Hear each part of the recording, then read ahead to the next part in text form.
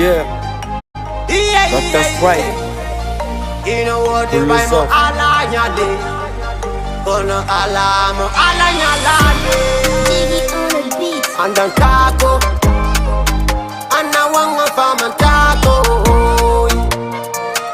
Andan tako. Pull us up. Anna wanga jangan tako. Aduna andan tako matu yangoda. Aduna fama tako matu yangoda. Matu sonjora. Assalamu alaikum hero mo kala inde mo ngi yetoro mo hero telspectateur men dal ko Jama TV mi hero hande hiden 2023 wana 2024 natal taw il le 26 décembre wonden hido ngandi tous les mardis de mat émission man ndawar ma vraiment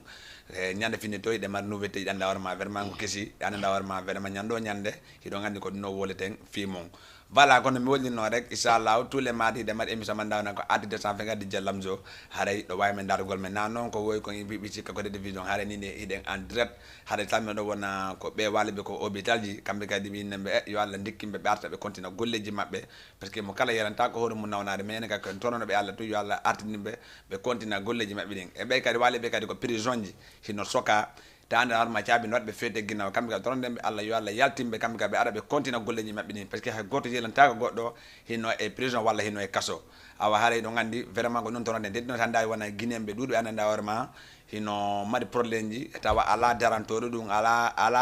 andanda warma ko wonande fi baamu dum don sen feje don kade ngata don kadi ko foyndi ko lagine ni do ngandi o yi lagine ni vraiment isanson dépôt isanson no sumi kono me alhamdulillah rabbil alamin parce que wodi maybe ananda warma wodi kadi pelesube wodi kadi be anda warma perdi cuudi mun ton wodi anda warma kadi wobe mabbe hebi nawnare mu mais non ko burte ngalla ko en trono non kadi fi Allah parce que sen daari kala ko musi mo mengon ko ene musi si musi goddo ko kadi ko ene musi parce que lagine ko men lagine 224 ko men hare yo jama on kadi gonko konno etan wodi non kala mardo ton siddo wala mardo ton anda warma no kona kede ton yo himbe ben watto maxi didin yalta parce que yo dundoji din turki king gonga bi nadda be ko nata ko be ko turki king moƴƴa ekina den ko dum watti haade dum don haala se ngiwi don mi haala no de mad invité banda warma be don ko surprise wonta samedi passé mais non sala jabe hoti ko plateau men do men non balade naade non taw haala taw may ndaren sili national lagin après non aren landu dembe ko honnu fewndi te ko honnu do aden andugol le 1er janvier te lo ngandi le 1er janvier si wo lama ko piji bido a wollede le 1er janvier de ngandi e naati e nouveauté go e naati kade anego e naati kade mondogo haray do ngandi 2024 na goto si Allah jabi ko 2024 wonde yagol haray mandare si sebo régi mandare sili national lagine arte ko plateau men ad 224 DJ Lamzo. Amis sportifs, bonsoir. Dans quelques instants, nous allons suivre le Sili national de Guinée au grand complet.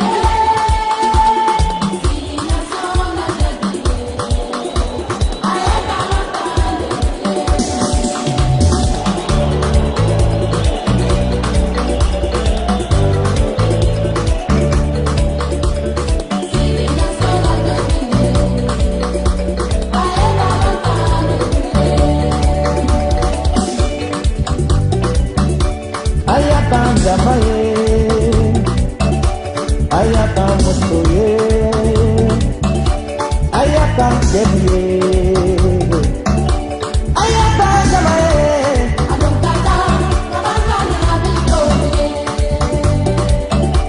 salamu balonta, akabe balonta,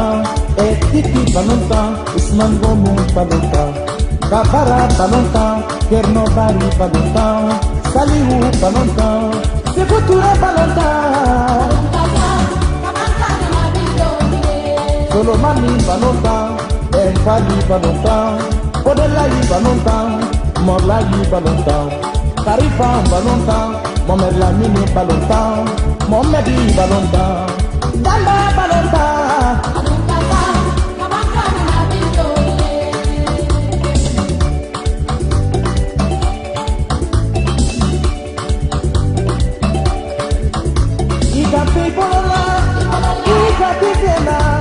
Gata Kinkolona,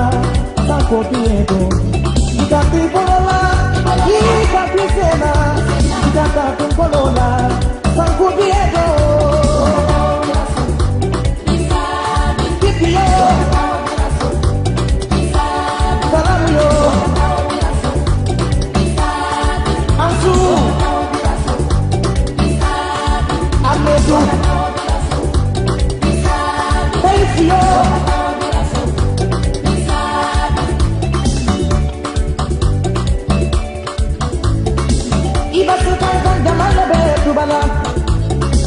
Ibatila bi jamale be dubala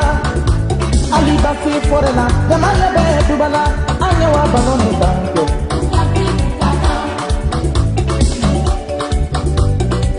Ibasi kankan jamale be dubala Ibasi kilia jamale be dubala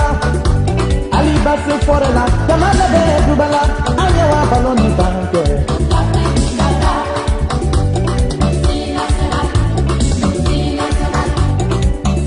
Salam balontan, ekiti balontan, kode balontan, akabe balontan, akani balontan, tabulo balontan, mendi balontan, patang, sabang kabilato, ayatan, sabang kabilato.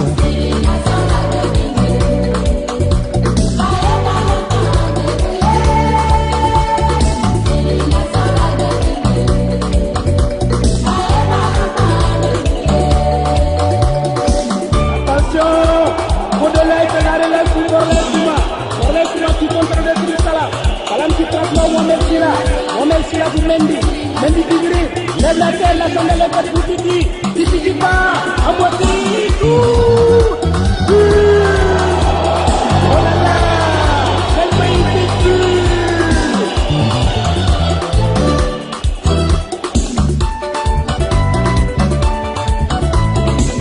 Ah, ça c'est Petit Condé.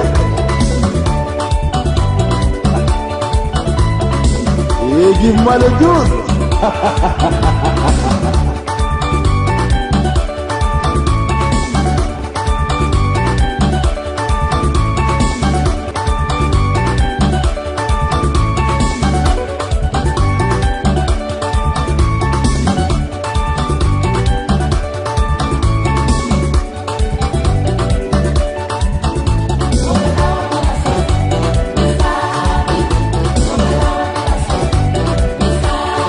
Yakuba Pesset.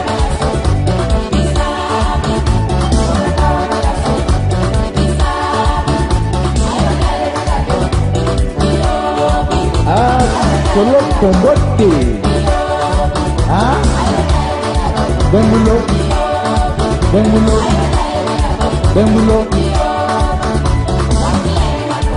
Ah,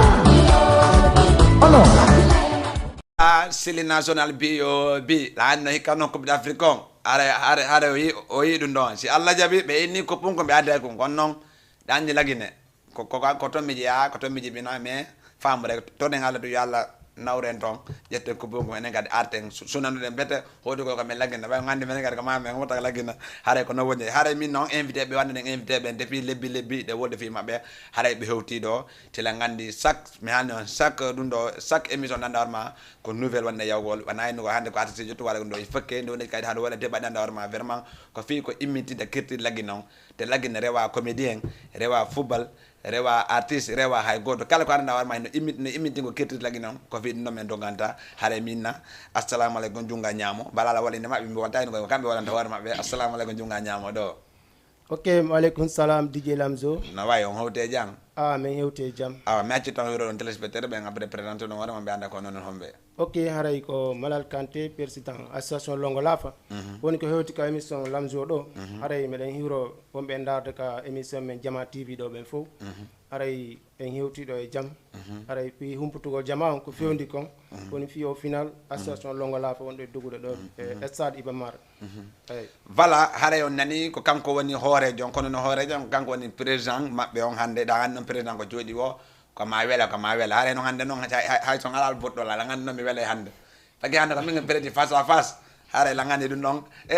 neja hare prépare la ngande la ngande ko amburgeri toto da la ngande hande no ay mata ga deuxième monde assalamu alaikum. Wa alaikum assalam wa rahmatullahi DJ Lamzo. No way do nge jang. Alhamdulillah yatra labu. On tadali ko laalo on tampal ko laawo. Alhamdulillah yatra labu. Mi ngati don yuro don. Ok, assalamu alaikum wa rahmatullahi ta'ala barakatuh communauté guinéen. Wombe do e Dakar, euro communauté sénégalais on aussi. Are huri ka jama on fo lando fo stawno jam. Are hande men do émission DJ Lamzo on. Atuk de Africa DJ Lamzo. Voilà, haray on nani ko kambe présidenti do présidenti andi ko min présidenti be na bayla ngande be ko do wadi min non la wayno gola mi anda be joni on faami ka ara no wodi ko sarti kon laati jonnon mi jakkanta joma jeje lati la ngandi non ko laati ko woni ko sarti kon laatade la ngandi ko welata jem parce que ça ndari len iwde 2023 ida yaade 2024 ila ngandi ko welata parce que c'est nat 2024 nyanda finito ko nouvelle wonde yugol way président mi way nugol hande c'est la première fois harayda invité dum do walla hande kono wondiri. Ok, Lamzo, na c'est pas la première fois la invité de émission publicité, mais kalongo la fois c'est la première fois mais de publicité gol final amen on émission mondo quoi parce que kadi Jama TV boyani buy ko fuddi wadde invité gol Jama do quoi mais non hande ko hewtini men do toujours ko humputugol communauté on fi programme sport longo la fois on ka fewndi so Allah jaɓi président so Allah jaɓi ɗum noon en ara ɗon ɗo ko par étape si Allah jaɓi toon hawjo ko ɓande ɗum tun fande mais worde gonko nade ɓinna kon ceerno coppi worde ne heewi taf ɗo si Allah jaɓi woodi pijugo ɗi mi landoɗo on pijugo ɗi anda warma meeting faljiɗi onon wawlande anentingol ɗi anda warma yen par ce que so andani longo laafa ko commune walla ko préfecture. longo laafa mi arta ɗon e question DJ Lamzo mi hiwrto kadi jama fof e wonɓe sifde jama TV ɓen fof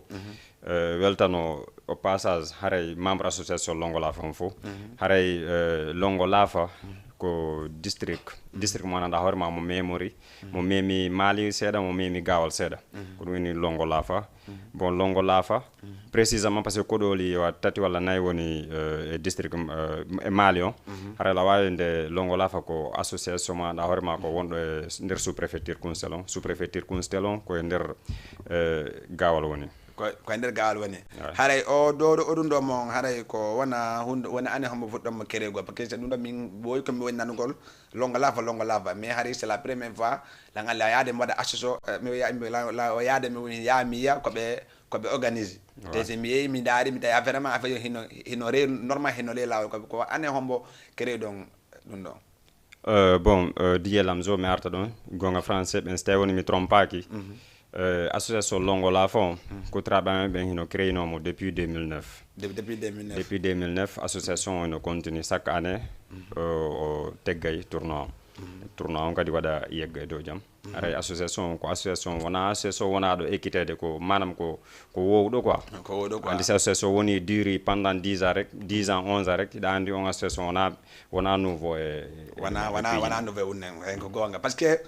longo laafa on affaire no yaaji min gam mi naata en ko tata ndaari buyi har min na waɗi woɓɓe anda warma ne ogedi kamɓe ka ɓe waɗi anda warma ɓe moɓandi waɗi troupe ɓe ni kamɓe ka koɓe association koɓe seeɗa longo laafa andi ko ɗum waɗi longo laafa hino maddole wona hande ko a fuɗɗi kono andi hunde fof daari so woodi ɓe anda ɓe haaray ko ma ɓe anda ɗum ɗo ko honnu waɗide wa ɗum ɗo ko sabu no waɗanaɗa waɗi ɗum ɗo ko sabu no fuɗɗi on faami ka ko ɗum ɗo waɗi ko ma laɓɓinen kala ko wate hande ko jama on anda quoi wawi prédi mi sikki demi final e final mi sikki nini ko final wona e ko 3e place e final wona ka ok joni ko honnu ananda warma vraiment sa yi nini ballon on hari iwama to arama demi final waɗama stade mi sikki demi final ko stade waɗa non eyyi final ngal wattama stade ko honnu yiyata ɗum ɗo ɓen guinéen ɓen donc aray min ko minata guinéen ɓen aray ko teddugal e maɓɓe aray meɗe wadde final amen on le 1er janvier stade Iba Mar tawino min naɓi ka stade ɗon ko faalego simin heɓayno ko ɓuuri ɗon sa min naɓayno ɓe par ce que siko saga men simin nodda guinéen ɓen min nodda ɓe taka ka ɓe heɓata ɓuttu quoi arano ɓe wonay en l'aise ɓe jooɗo ɓe ndaara ballon on si heure yonima ɓe hota e jaam aray kadi komin torotɗo kadi kala arowo toon yo ardu e needi e respect par ce que minen ko ɗum men andi ballon amen na piro na sonko quoi eyyi aray ko jaam men nodditi voilà haray on nani kono wondir noon ballon o wona pire wona andude parce que ko fair play inna ko fijundare inna hande ko anduɗa yeyi ko Allah andi gagnotoɗo mais so gagni ɗon e gagnaɗo fof yo fotu par ce que enen fof ko sengo woto gon hottirten mais noon mi nani ɓe inna ɗum ɗo wana ono sengo mon tun no wuuri ka anda warma haɗonma ko jannamɓe kam ka heɓe tawrama wona labbe pita en walla ko longo laafa on tun non tournoi longo laafa on joni feƴƴi 100% longo laafa quoi mais winde ko tournoi guinéen ko guinéen ko tournoi guinéen quoi mais men ala frontiére innugol e ɓeyɗo ko ɗo hoodi walla ɓeyɗo ko ɗo hoodi kala joguiɗo équipe mo hooli so ari mi innama bienvenu aray kala ko heɓuɗa ko ɗum noon ƴettata quoi eyyi way awa nani kala den no hooli o min kala nana ho nebata men kereɗo ɗum ɗo Jama TV on gonga DJ Bella DJ bala no ay jugol la way jugol bili ba no ay jugol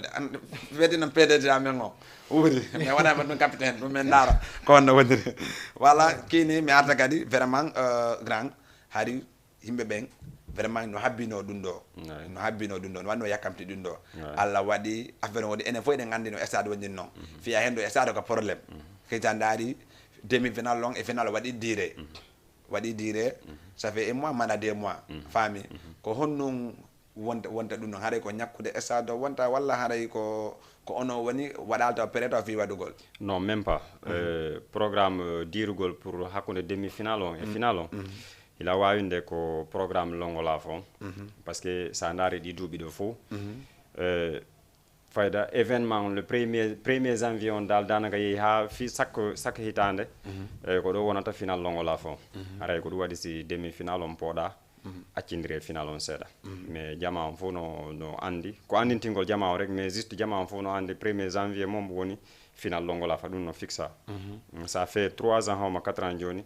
ko premier janvier mais wonata dum final la on donc ok parce que ça ndari kadi comme no waddi don rek parce que il faut que kadi wo hunde sa wadane gongo nan ko be inna kon ama defande ande benda sa defi ne tungande bendale sa e ko hebuda ko andabbe mais non le yano ila ngande on defi mais non ko bendo gongo so la me dan habbe jour on te ande te la ngande le jour on tami fejino lo de ko mi no fejino don no vraiment la bama foti parce que on tan don hada me natale dum do mais min hora min mi bitika minati mais min horan yi dum do min ni dum do ko horan to mi danta dum do effectivement fami parce que ko no woni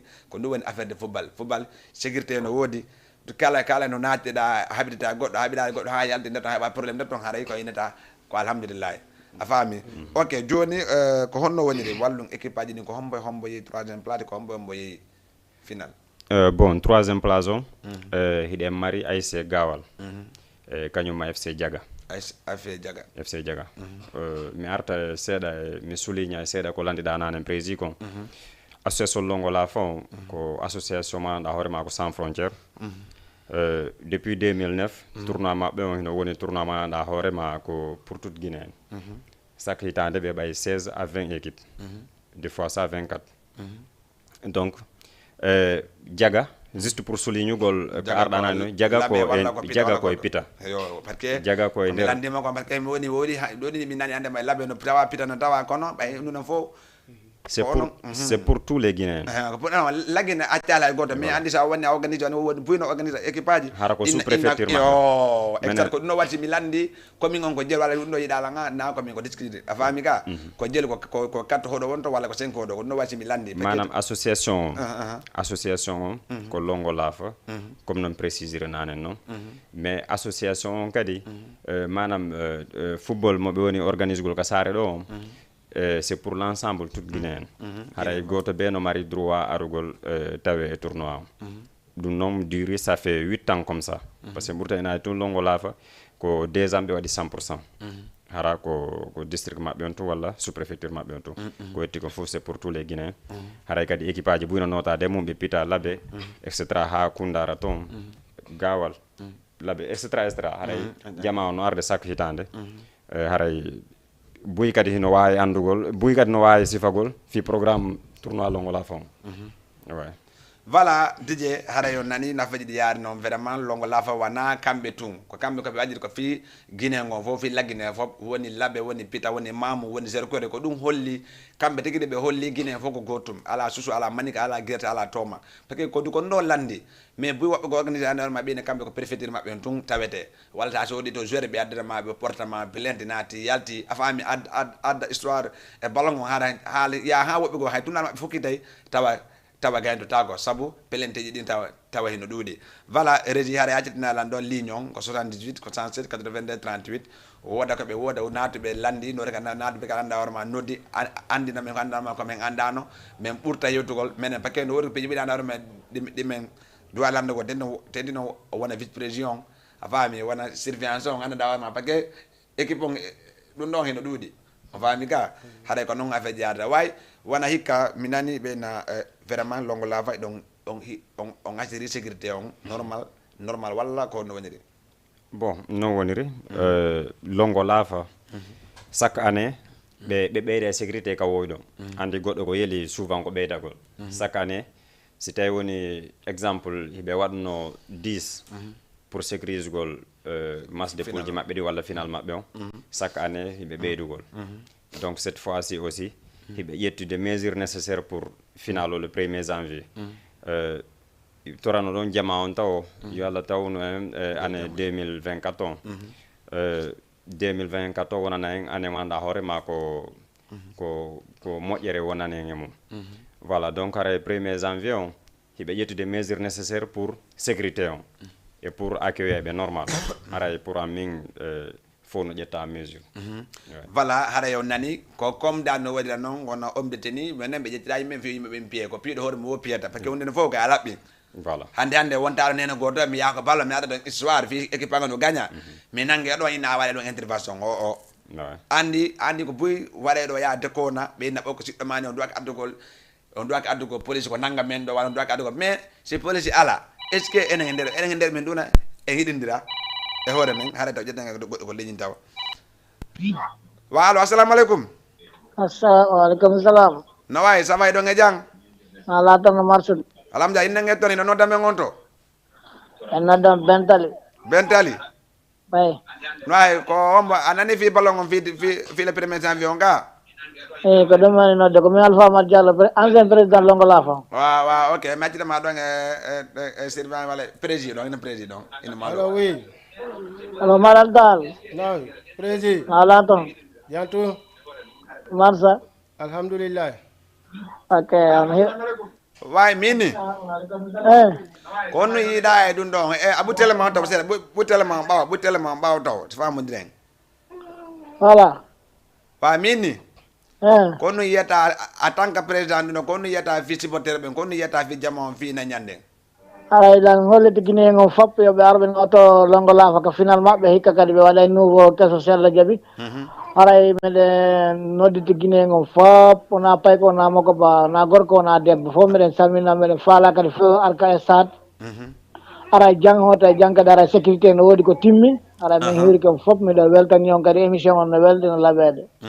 merci président voilà par ce que no kadi mbuɗa andi ko jama on kadi jama on kadi no dowa argo andarma arda e needi par ce que so andi hande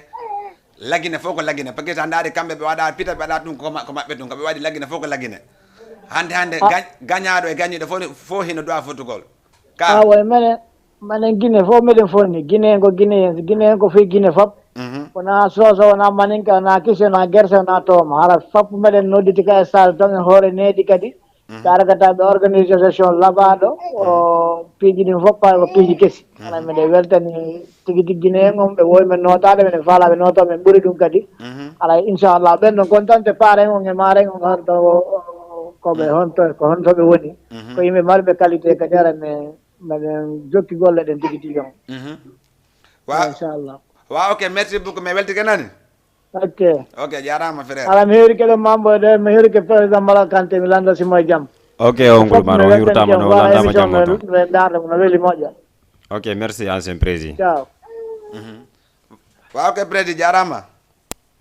voilà ko noon affaire ɗi yarde o wi wona oɗo no noddi ɗo ni vraiment o wori anduɗa ma ko mari important ko anduɗa hoore ma neɗɗo no wawa hettogol ɗum ɗo hutora effectivement parce que ko ɗum ɗo woni par ce que anndi football min ko mbiɗa ko ballon menen men mbaɗaga men menen nganndi ballon ko woni e ballon kon ballon waɗe saabu hannde min mi anndanoma min mi ara toon mi andama an anndani la mi arta fotte toon mi andama a faami ko ɗum ɗon holli ballon ko yimɓe ɓen tun sabotata ballon mais ballon hino mari important ɓuuri annduɗa ma o affaire ko min watta affaire connaissance on ɓeyto quoi a faami joni ka voilà mi arta ɗon kadi wallu invité ji ɗi ga wallu nanata ɗo goɗo tawa wa allo assalamu aleykum allo voilà ko noon affaire ɗi yarata hande noon ko Longola fo honɗo min anda joni o waɗa ko 78 107 82 38 mbeɗen sogoli ɗo antenne nder ñeññere on ka ñeññere on ko antenne nder ñeññere meɗen sogoli mon walla capitaine on e kadi ande nder capitaine ɓeyon e ande nder lambagol men sogoli mo ɗo haɗa ƴetten goɗɗo ko ligne andre lambagol no sosi kono wa allo assalamu aleykum aleykum salam ko min kotoma Amadou koto Amadou Koosi eyyi naala e ma eɗa e jaam tun no welde ko jaam ɗum ko mi woni ma hiwrade ɗon weltanoma kadi quoi toranoma iga voilà minni ara ya hiwrama ɗon quoi comme ɓe suwata le 1er janvier yo ko enen siɓɓe gonga ceerno joppi haara ñeññere hino addi toon équipe ɓayano ñeññere koosi fof ko hunde wotere nden ay fof ko goo ɗum kay ƴetto aray koye a ƴetti quoi ko le 1er janvier ko ñeññere e final awa ala probléme statillel ɗo woɗɗa e seeɗa ala probléme fof ko goo ɗum quoi haray ɗon habba o nani eyi ala probléme ara a hiwrama ɗon quoi aɗa weltana kadi merci beaucoup amadou ok jarama voilà o yi ɓeeɗo koɓe koosi teɗa aɗa ñeññere koosi par ce que menen mais joana ñeññere joana men minen ko gaɗe gani menen faami ko woni kamɓe ko maali on toon ɓe bokki minen ɓe bokki kundara par ce que ko maayi ngo wona ko ndamen effectivement ko ɗum ɗo waɗi wayi awande noon awa may nani wa alo assalamu aleykum Waleykum salam. no wayi frère ça va Iɗon e jam. jantun no welde Ko jam tun nala ton fof. alhamdulillah inen ngen toon ino noddamen on to Ko Alpha Ba ñeññere. wayi Alpha Ba ñeññere goto kene mi nani noon wo mi nani noon wo ñeññere wo ɓe waɗa pare dey e yone mi anda tun kono mbakke ɓeeɗa inni woti ɓaɗa lon 3 heures o ɓaɗa 4 gasi ɓe waɗa men 4-0 ka haala nene mi waɗaɓe 4-0 ka nder mas ala probléme mi accata yuroɗa yurondira to ɓeɗoɗa wata meta mi tooñi ok on ensemble merci grand ça va on jarama toon no masude ko jam tumi woni nala toon alhamdulillah awa hiɗon hiwra hiɗon jarna hiɗo weltana hiɗon encourage kadi hiɗo werna kadi noon ka ɓuuri ɗafde ɗon e nder Longolafa merci beaucoup aɗa mi hiriki comité on fof aɗa miɗo salmina kadi mamboyɗo ɗon ok frère an kadi mi wurtikema ɗon ok aɗa lan hiwro kadi wono association haldi foti Longolafa on fof miɗo salmina kadi ɓe ñeññere ɓen kadi mi jeeya ɗon mi hiri kadi ɓe lambangol ɓen fof mi salminiɓe jaga ɓen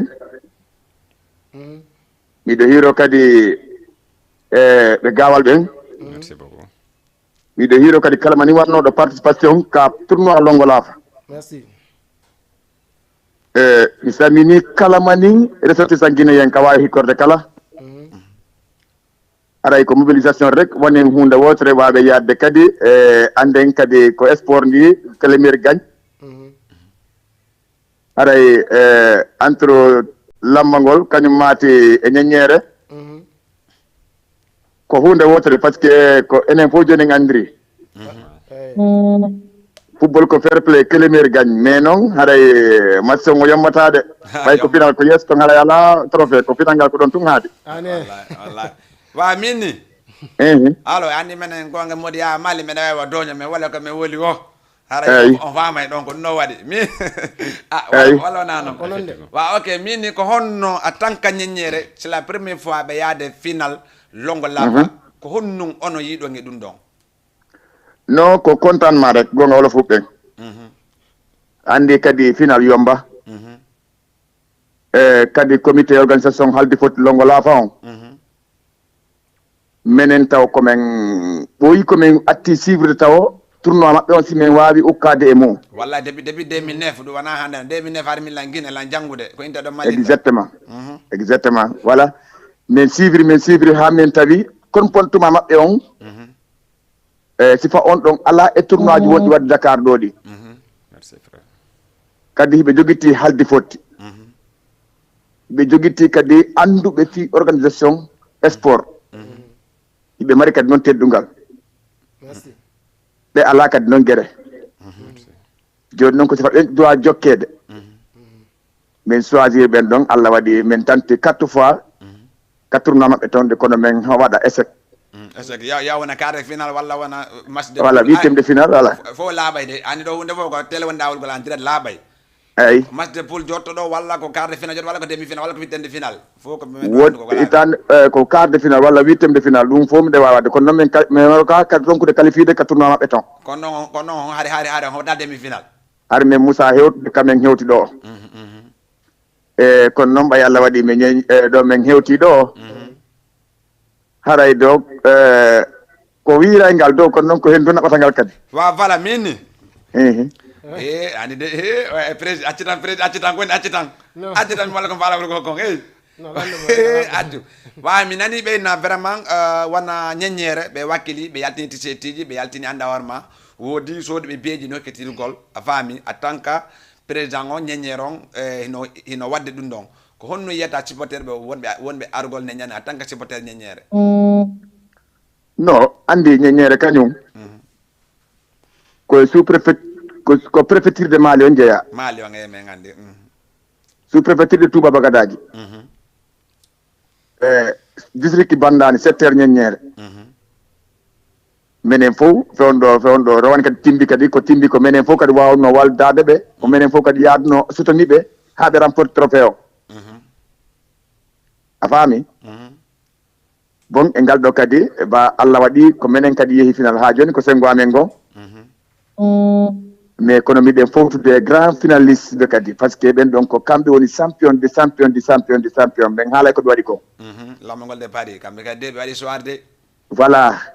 ko kamɓen woni champion ka maɓɓe toon de kono noon yoɓe andu tum ɓe heeɓi client ɓe heeɓi combat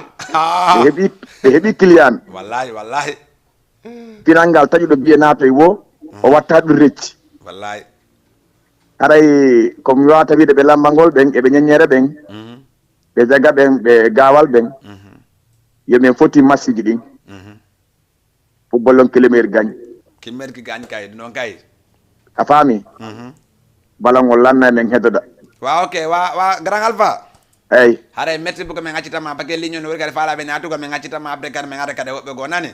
billahi a weltanama angema ɓoyɗo ɗon kañum mate ɓen ɗon fof mana muɗum ɓami jaggutaki inde makko nden haray miɗo samina lando so tawi onon fof ɗon e jaam yatino moon kadi mi yiɗi ko Lamine Touré nansi Lamine Touré e président ɓoy salah kamɓe fof ɓe ara ko final elan haɓɓima DJ Lamzo ɓayɗa andi fima ko dow wonno mbasa ñama kosan ko watta o waɗata tan ñande ko mene jottito micro ji ɗin haalay ko haali o ok waɗon mbiya cosaneji ɗin ɓayɗa andi menen komin mawɓe merci beaucoup jarama ok voilà grand mi artema ayi no waɗi noon ni en tant que ɗum ɗo holli ni kamɓe so ɓe arda e needi ko ɗum holli supporter kamɓe kam ɓe ɗo ardugol e needi ka joni affaire joni ko no fi invité ji ɗi wonna maren ko hombo paren ko hombo bon mi arta ɗon taw troisiéme place on e grand final o troisiéme place on est ce que nagamɓe no dugol ni acci wa allo assalamu aleykum allo no way ça va e jang régi haray may bon mi arta ɗon taw e troisiéme place on troisiéme place on hiɗen mari FC Gawal FC Diaga kamɓe doit joude troisiéme place on bon grand final on hiɗen mari ASC Lambangol de Himaya ɗum ko sous préfecture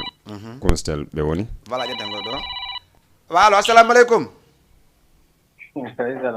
no way ça va ɗon e jang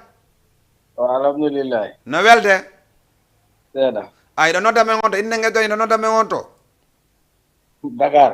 Dakar awa ko hombo Lambangol ko wasibatel Lambangol wala ko andene Lambangol wala ko woni Lambangol capitaine Lambangol ka way mi nani noon woɓe ñeññere ɓen woɓe waɗa on 2-0 ɗum kadi football wayni ati merci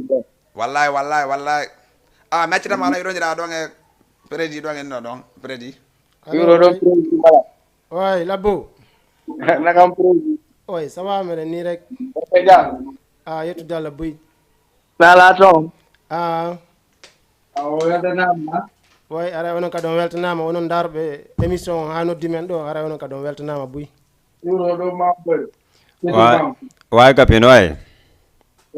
ça va nala e mon ok merci onon ɓuura weltanede onon ƴettuɓe téléphone mum nodde ɓe onon ɓuura weltanede ok merci beaucoup ko ono welni mo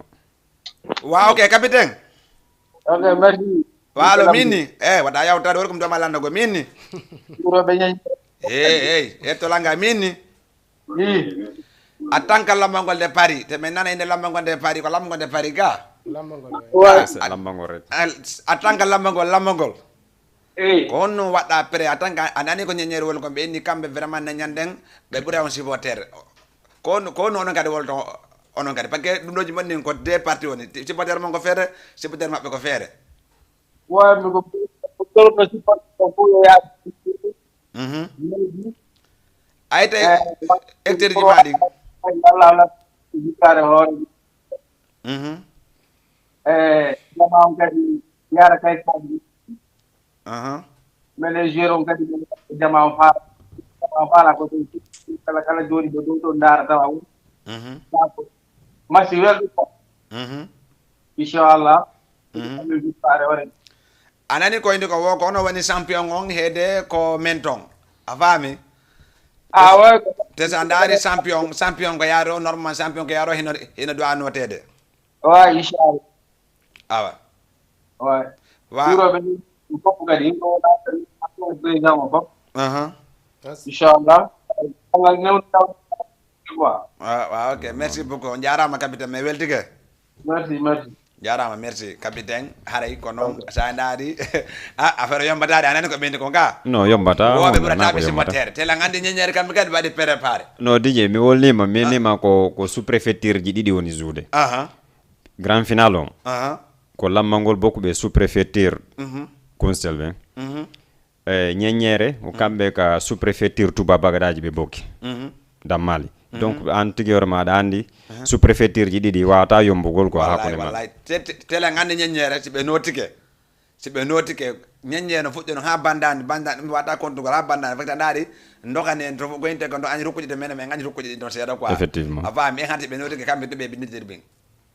afami ga be la ga be notike ha ko amin don ha jawre do ga lammo ko haari termeson do ga be kambe to be binditir bin effectivement afami ga way joni arte ko wonne no ngenanen comme non na ligol non fi affaire no fami rek bon parrain be amen ben invité be amen mari invité spécial be parrain et marrain mais comme wona liste mi wadi mi sita rek sedabe ara non d'abord no invité guinéen on fo e séréji di nder Dakar fo ara no hiwra hino invita kadi ton le 1er janvier final association longola fo bon aray mi arta e parrain be amen ben parrain cette fois-ci longola fa wadu manière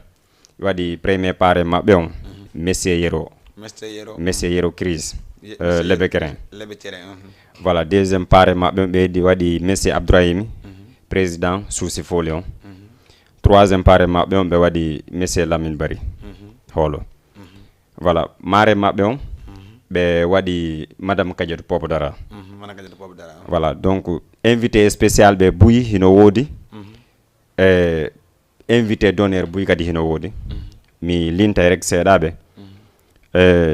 monsieur Abdoul Bambara ko invité d'honneur ji din bokki voilà be monsieur Hadi Dalen ko bokku be invité din monsieur Mamadou Wora ko bokku be invité ji din invité spécial ji din communauté guinéen dal buyno bokki invité spécial ji din mais juste comme wona liste mi wadi mi adoriga invité on comme no wolirano ko invité surprise mi wawali lintugol fo mais mi acciali hay goto fo no invita invité spécial ji buyno wodi Grand Dakar do ha partout dal voilà mais haray no nodditi guinéen on fo assistugol 1er janvier stade Iba Mar Diop tilel inchallah be yappiji kesi inchallah voilà merci haray on nani pare nga mare no dudi kono me be yejjitali kadi be invita kala nanu invita dal haray ko kanko woni hoore nden en accala goto fo no fota haray mi atta président way wallu wana menen be ala moyen e walla menen walla wallu menen be arabe so ticket nata ko honno fi affaire ticket ji din e ko honno kala faalaado fi noddugol on fi yo hendo ticket ji din avant jour on walla ko jour ji ton ticket ji yede ok DJ Lamzo haray ticket ji din men faalaade yeyde den nyande jour ji bay don andi stade Iba Mar Diop no heewi ka yirte ticket ji jama on duudi men jetta giseji ni fo men joina yeebe ticket ji embouteillage watta don fi sodugol ticket nata se Allah jabi dum do meden programme dum don ha pari jama on ari e darata ko be nati ay joni haray ko wona honno fi ticket ji din parce que on ticket ji wona ko temede didi walla ko temede tati walla ko temede no fo andi no fo ko ma sita comme hara men ma yaga ma men préparer mi watta dum ko jifame me yami nada wana me yami ina men ngandano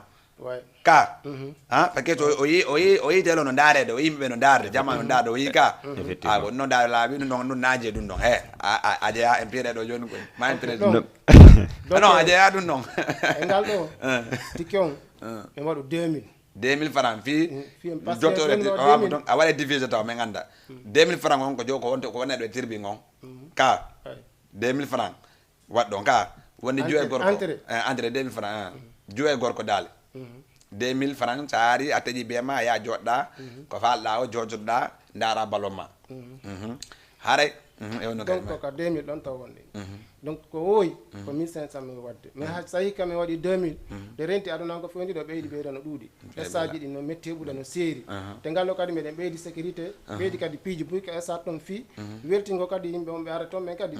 il faut min waɗa ko kelli min préparé no min habboɓe haray ko waɗi so tawi ngalɗo min waɗi 2000 francs haray koko fereji ɗin ɓeydi ko non andi mi taƴatama ɗon ko 2000 ɗon gonko yiɗa kon stade ji ɗi nini o yino sattiri te sen daare nini ko stade goto fayda marɗen ko jama on doganta ko ɗum waɗi kadi so tawi kadi ko 2023 o gaɗi 2024 o na goto wonta ko ɗum o waɗi mais 2000 ɗum na darta aari a woni e sikkita a woni e jang hino ɓuuri ko arta yoɓa 1500 tan tawa ala e jang haray ɗum ɗo jama on kadi andu ɗum ɗon 2000 francs ɗum na haydarno mais no haray sa ari ka dañi tigama naata jojoɗa sena an toñi goɗɗo toñatama a faami ka ok kadi mi arta kadi ɗon e grand ɓayki ayde hawji landa ko mais woodi ko mbeɗo ko haray mi arta ɗon dernier moment on ko honno est ce que ne ñanden woodi hooreɓe wonɓe lagine ɓe ɓe invite ɓe wona ɓe wona hajja selludale gono ɓe ngo sellu en walla ambassade o walla goɗɗum ngo walla ou bien ko enen ko ɓe pareme ɓe limɗa ɗon non tun bon surprise buy heɓoye toon comme nomi woodranma joni noon ala andi kelan noon kadi question ma anda hoorema ɓurɗo law welgol peut être hata ko pellet hino woni clair ala jeem ɓe aroye toon selludale en quoi par ce que association o ko association mo anda hoorema o ɓooyi quoi donc c'est normal kadi guinéen ɓe kala intéressiɗo e guinéen jon hino hani arugol ndara programme action association longola fon quoi manam no ɓe jokkiri 10 ans on noon ko ɗum ɗo wasi mi landi min est ce que hoorejo wona comme da wona opposant jo wona comme wona selu wonir ɗo ni mo Sénégal ɗo bien sûr heɓay eyo bien sûr heɓay hino wawi wonugol kaɓe ara par ce que ɓe waɗa invité d'honneur kañum messi alaji sellu ɓe waɗa invité d'honneur monsieur comment dirais-je président jeunesse moyen guiné o monsieur Sidi Ndelo ɓe fof maɓɓe ɓe tawa invité ɓe fof maɓɓe onkul jalam malal bari bantingel ɓe fof maɓɓe ɓe tawa invité ji ni voilà ko ɗum waɗi siminuma surprise ji buy yaltoyay toon ko ɗum waɗi siminuma nane andi bano adama ɓay tunna ko invité surprise mi noddira mi ari ɗo mi wawani addugol windugol kaydi ɗum haqqille na fof wawta nangugol voilà donc haray invité surprise buy no wodi toon voilà haray on nani no mi landori noon haray inchallah neñani haray eɗen e ɓeygu selludalen diallo walla sina kanko so waɗa ɗo immina e arbitral gandu neñanden ko ɗum ɓurta en welgo enen kadi fi e yiw ande wono paquet ɓoyma juuti si Allah jaɓi pullo laamoto ko jullere haray ko noon haray woodi ko so woodi ko mejiti ko manditali ko ɗoɗo wollugol walla noon sina ɗum macci toon kadi ok ɗon andi sen waali ɗo yewtere nasilannayyi quoi haray toujours kadi comme ko mamɓoyɗo yewti ɗo kon invité ɓe mbay tun foy on addoral ɗum haray mais Moutar Diallo depuis Grand Dakar no tawa ko invité ɓe Mohamed kañuma e Fulo e Kin Salama Grand Dakar way ɓen fof no tawa ko invité quoi way kañuma e Sellou Madina Diang donc woɓɓe go ka gonga makko ɓay kayndi arali a wata limtude fof mais haray toujours kadi ɓeɗe hendiɓe invitation ji ɗin kañum hino andi hendike haray kamɓe fof yiɓe invita ɓe weltana kadi voilà mi arta ɗon dernier moment en kadi comment dire woodi haray wona mbeɗa men ɓe gañoɓe guitare kurum haray artiste ɓe gonɓambo invité ɗon toon bon artiste invité on ɗum ɗon mi jonita e prési ɓe wola artiste invité on may ok haray artiste invité on haray ɗen invité toon Laysen Timbi ko grand invité o tawa kañuma e fils de Marga Yorosi Mamed Paykum are on kadi no invité toon nde ñande tañini kadi Kin Salama en fof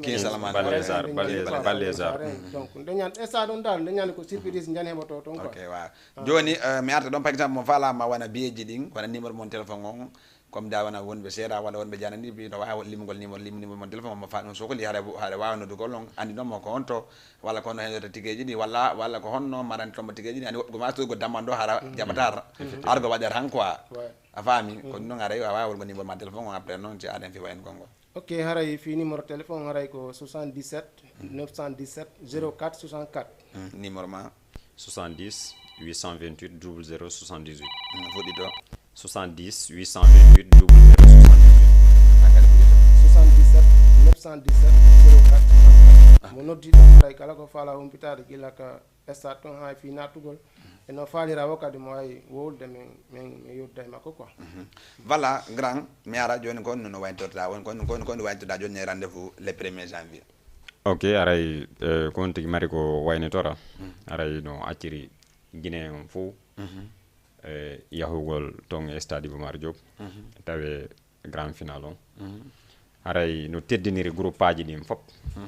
mi fuɗɗota ko kontugol par ce que mi konti mi falje mais si nama groupe aji ɗin e nder Sénégal fo aray hay goto accaka aray toro kadi supporter ñeñere e ASC Lambangol yoɓe ɓe ardanedi comme no ɓe andira noon donte goɗɗo ko wakkile ki ɓe nemo yon tigi ɓeydu wakkilare ɓe anda ko marɓe nedi mais il faut que kadi ɓe ɓeydane yoɓe ardude nedi donc aray weltano Guinée on fo torano fo jaam hiwro président association amen on ɗo e ancien président association amen on e membre ɓen fo Moutar Ba Tengue voilà oncle Baylo Misside oncle Aliou grand Mamadou Pansama oncle Mamadou membre association fo dal mi accani hay goto aray mi hiwri ke jama on fo assalamu aleykum rahmatullah. Voilà, merci haray on nani o hiwrike fop o hiwrike dan waccala e goto si Allah jabi na nyanden le 1er janvier hiden ton min kan no wori ko mi tanta anda on ma avant président no way non kan haalo ngabe haare ko président dum don parce que hande ide wadde affaire de culture kono en culture faut que atten histoire kono histoire hande o émission men do ko wadden do o do mulata hat man no lan nyande winduda mo haare mo wada ma tout près parce que hande wodo hey ko awbe ko arwi ndaari ne garambe amen ben ko dum do wonno wadugol a faami à chaque fois kadi ɗi final ji men enen kadi acciten hakkille e média on kono ni média menen ɓe jooɗiɓe ko téléji kaarijo meɗen faala aɗa wannami ɗum par ce que hande histoire no doit ande kala doit andugo histoire kono histoire hande so wonno longo lafa fina feƴƴunoɗo no wonno ko média ji hande bala sile national tege ko ɗum da teggete taw commenté taw wole ɓe rewi ɗum ɗo ɓe rewi ɗum ɗo ɗum ɗon ko ma andinen kadi jama ono ɓe waɗɗo teddi ono ɓe waɗoɓe ballonji hande mindije lamjo sa tapi anniversaire an a yeey si mi aɗa ko publicité ko anniversaire mi tegata ka parce que média on yeeyi toon téléji ɗi jeeyi toon effectivement on faami hande ɗum ɗon addu e histoire ñandogo ɓitti ɓiɓɓe mon ari kamɓe kadi heeɓe koɓe nanga koɓe rewre koɓe inna baɓerami ko ɗum ɗo jokkuno min kadi ma ɓe jokka ɗum ɗo si ɓe anda hano ɓe yata ko ma ɓe naata ɓe daara ko wañño ɗon kon ɓe rewte mum haaray onon kadi toon accuto hakkille kadi ballon way no weeli bona fiide no weeli mais noon média ji kadi ko ataka taw on nder toon kadi gonkongol ɗon ko han jeeyngol ɗon ko hono est ce que pré no waɗne ñande parce que wona ɓeygu sellen si invitama wona King Salaman si invitama normal il faut que woda ɓe ala ɗo ɓe wonɓe wona extérieur ɓe walla wonɓe wona Guinée ɓen hay kamɓe ka ɓe wawi nattigol ɓe daara parce que ko no woni fi média on faami ka mais ɗe waya ko enen tun waɗen vidéo ji men ko téléphone men way ko téléphone ma ko anje téléphone ma haare ko an tun darata on faami joni ka mi artanma on question noon balaɗa wayno to. Ok, merci DJ Lamzo aray ko yewtere labande wolɗa ɗo haray ɗum ɗon ine programme amen quoi aray toujours onon Jama TV kadi aray ɗon invita toon nde ñande pour toon humputude Guinéen ɓe ɓe walla aduna on no final um feƴƴiri par ce que woodi kadi média ji ɓe wolani haray yo aro haray onon kadi noon ko teddungal amen sen gayni ɗo joni e yewtay haray nde ñande mbiɗen yiiɗi jama on yewon toon andi tawon toon kadi quoi wa joni min ata ko honno wanditoɗa kadi donc haray ko hatti kon taw haray meɗen invité séréji ɗin fof surtout Kadiatou Poba Dara to maire de Tour foliraɓe de Grand Dakar nawanno ɓe invitation voilà donc haray kamɓe fof kamɓe wa séré on fof ɓe nodita quoi no Djido Sira en Astou Koundara en e kamɓe fof dal haray ɓe invitande ñande wona séré Madina Hulali séré Foli rewɓe en séré Longo Lafa haray kamɓe fof ɓe huraɓe invita kadi donc haray kala wonɗen suivre ɗo kadi haray no invita. Ok, voilà, haray merci beaucoup, merci on nani ko be woli kon haray no wodi pijugo wana fo antete bagge ko télé wana mais non min mi hollirali fi haray fi menen yo me yaw nono ko fi anda ma ko histoire nyandogo aroyay feƴƴe mabbe ade mabbe ko honno be ndari tan no babira mabbe wajiray no kambe be ndara be nata be winna be ndara ɓe na bayra ko nimɓe waɗino kamɓe kadi ɓe jokkira noon ko ɗum no waɗi média heno moƴƴi e nokkure nden par ce que ko ɗum noon enen kadi mari hande ko galleji a wata anda ko yimɓe jol daruma ɗo ko tuma ko yaltuɗa ɗo ha ko ɗon ganda katejo haade meɗen dardema ko fenno ko amen ga inna haade mi anda on faami ko ɗum ɗo waɗi affaire média heno madde wole haade mi jonno rendez-vous le 1er janvier stade Iba Mar Diop enen association Longo Laafa wonɓe ɗo e Dakar marɓe doole anda horma wonɓe immitingol ɓe Guinée depuis 2009 ɓe créé ɗum ɗon mais ha joni no sino dogude te Allah jaaɓi haare arden e nedi arden e fair play haare min noon merci beaucoup kadi e samedi prochain kadi 14h30 émission invité woɓɓe go kadi DJ Lamzo 224 haare on jarama one love merci beaucoup. Yeah, Dr. Sprite.